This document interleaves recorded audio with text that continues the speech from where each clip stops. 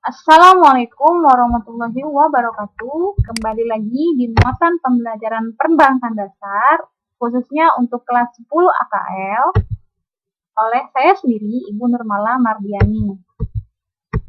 Subpokok pembahasan kita hari ini adalah tentang uang. Yang akan kita bahas adalah sejarah uang, definisi uang, kriteria uang, fungsi uang, dan jenis-jenis uang.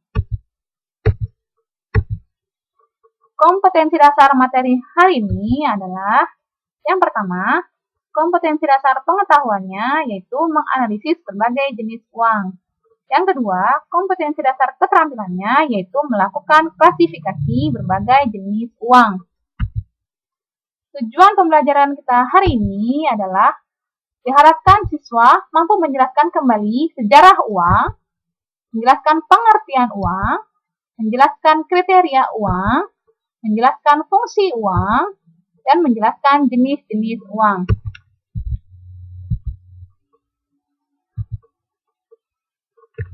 Lanjut ke materi sejarah uang. Sejarah uang terdiri dari 3 tahap. Yang pertama tahap barter, tahap uang barang, dan tahap uang.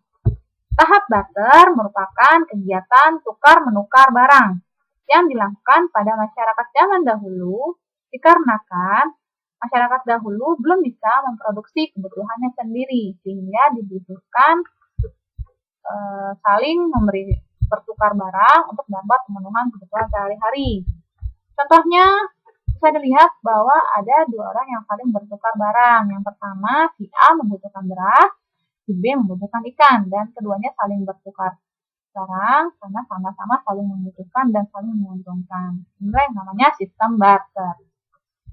Namun, pada pelaksanaannya, sistem barter ini memiliki kekurangan atau kesulitan, yaitu yang pertama, tidak dapat bertemu langsung dengan orang-orang yang memang saling membutuhkan barang tersebut. Jadi, sulit menemukan orang yang memang benar-benar memiliki barang yang kita butuhkan. Yang kedua, jumlahnya pun tidak bisa disamakan, jadi satuannya tidak bisa disamaratakan, sehingga dibutuhkan alat tukar yang dapat dijadikan alat tukar yang seimbang. Untuk itu masuklah ke tahap uang barang. Di tahap uang barang ini sudah masuk satu level, yaitu memiliki alat tukar. Alat tukar yang digunakan pun merupakan alat tukar yang telah disepakati. Contohnya seperti biji kopi, kacang-kacangan, garam, atau kulit kerang. Alat tukar ini disepakati nilai satuannya dapat dijadikan alat tukar. Namun, pada pelaksanaannya, tahap uang barang ini tetap saja memiliki kekurangan karena bahannya yang tidak tahan lama dan jumlahnya yang terbatas, sehingga dibutuhkan alat tukar yang mampu bertahan lama. Selanjutnya, dari kesulitan tersebut, muncullah masuk ke tahap uang. Tahap uang sendiri yaitu dimulai dengan tahap uang logam. Tahap uang logam ini pertama kali muncul di negara Yunani, yang bahannya terbuat dari emas dan perak. Tetapi, karena pasokan emas dan perak terbatas pada saat itu, sehingga pembuatannya pun terbatas. Dan dibutuhkan bahan yang memang benar-benar dapat diproduksi banyak dan bahannya mudah digunakan. Sehingga muncullah uang kertas sebagai mata uang yang digunakan sebagai pelengkap mata uang logam.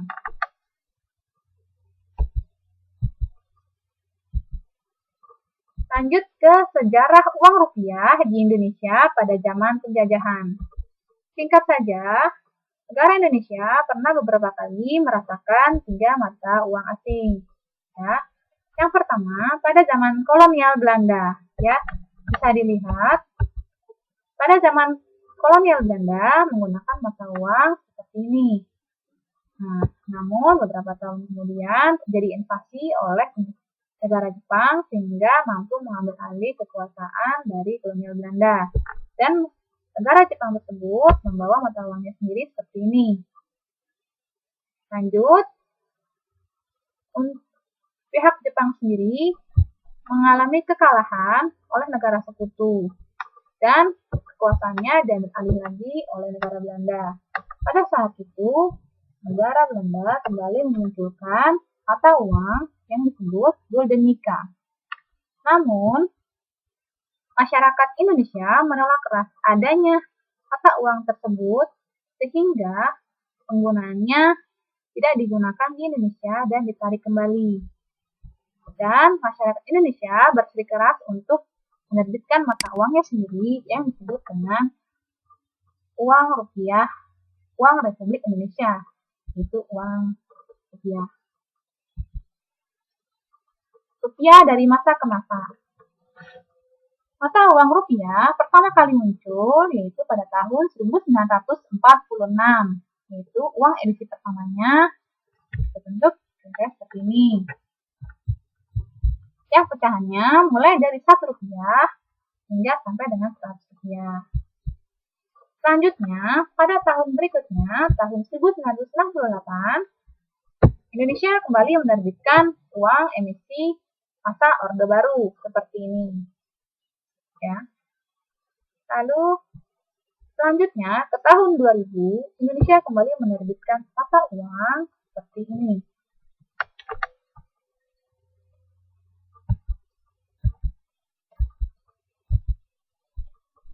Selanjutnya, pada tahun 1993,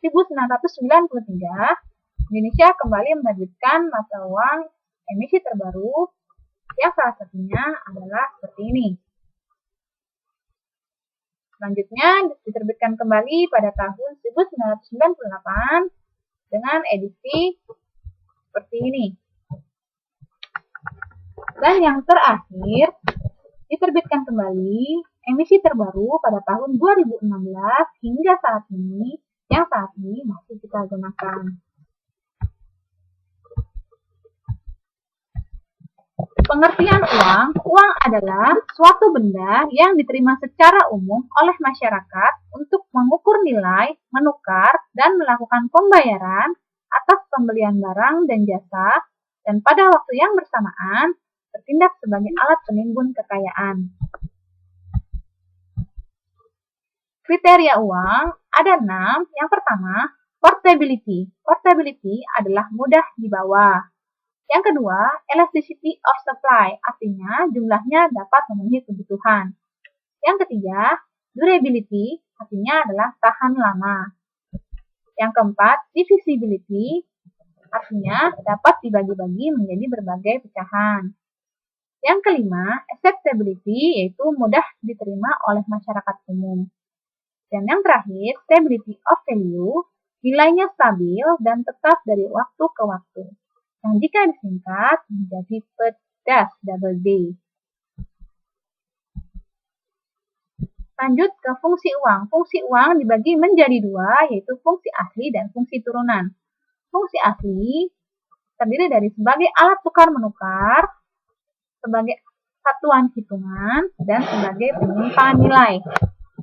Dan fungsi turunan terdiri dari sebagai penunjuk harga, sebagai alat pembayaran, sebagai alat menyimpan dan menabung, sebagai pendorong kegiatan ekonomi, sebagai membentuk dan pemindah kekayaan, dan terakhir sebagai standar pembayaran hutang.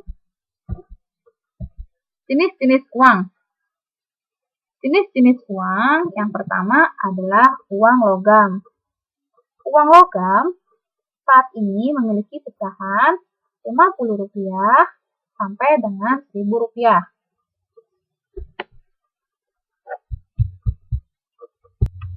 Sedangkan uang kertas dengan mata uang pecahan mulai dari Rp1.000 sampai dengan Rp100.000. Berdasarkan nilainya, uang terbagi menjadi 2, yaitu uang bernilai penuh dan uang bernilai tidak penuh.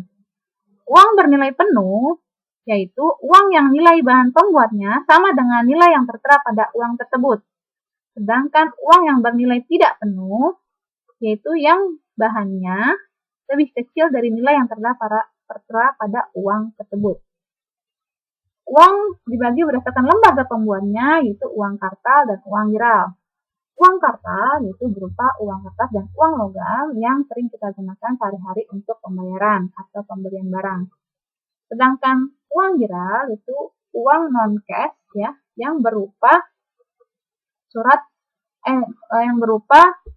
dokumen berharga yang digunakan untuk pembayaran melalui rekening. Selanjutnya, berdasarkan kawasan berlakunya, yaitu dibagi menjadi uang domestik dan uang internasional. Uang domestik adalah uang yang hanya berlaku hanya dalam suatu negara tertentu saja. Misalnya seperti di negara kita hanya berlaku uang rupiah.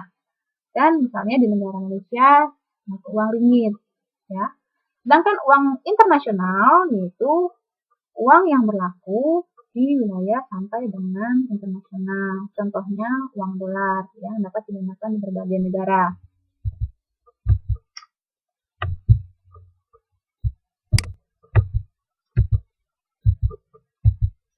Berikut adalah contoh uang kartal, yaitu uang kertas dan berupa uang logam.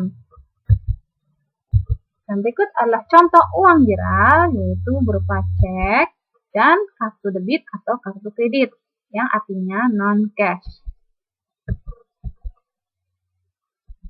Uang giral terbagi menjadi 4. Yang pertama adalah cek.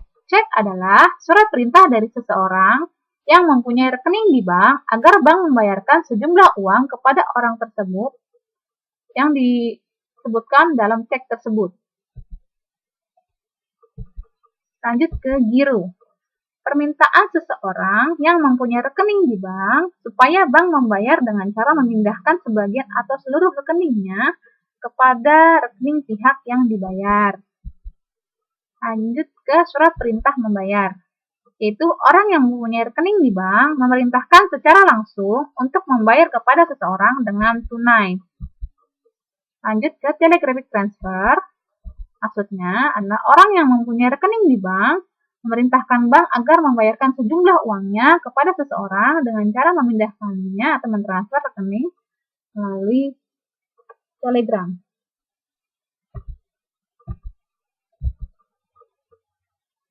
Cek perintah membayar atau telegrafik transfer merupakan alat untuk memindahkan dan mengubah uang giral menjadi uang kartal.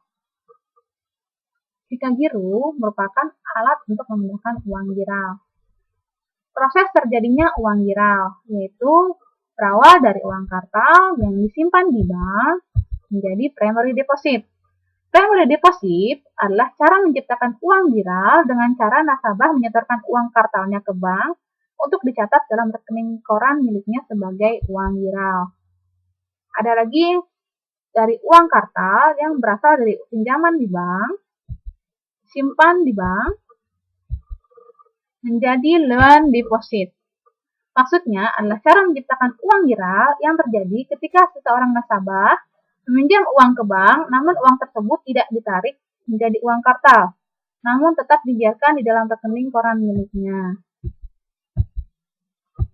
Nilai uang terbagi menjadi 4. Yang pertama adalah nilai nominal. Nilai nominal adalah nilai yang tertulis pada mata uang itu sendiri. Nilai intrinsik adalah nilai bahan pembuat mata uang. Nilai internal adalah nilai yang diukur dari jumlah barang yang dapat ditukar oleh suatu mata uang. Sedangkan nilai eksternal, nilai suatu mata uang yang diukur dengan mata uang negara lain. Berikut adalah contoh struktur nilai uang. Bisa dilihat dari mata uang ini, nilai atau nominal yang tertera pada gambar ini merupakan nilai yang tertera tertulis pada setiap mata uang bersangkutan, namanya nilai nominal. Sedangkan nilai intrinsik yaitu nilai bahan yang digunakan untuk membuat mata uang tersebut menjadi uang kertas atau uang logam. Sekian, terima kasih atas perhatiannya. Wassalamualaikum warahmatullahi wabarakatuh.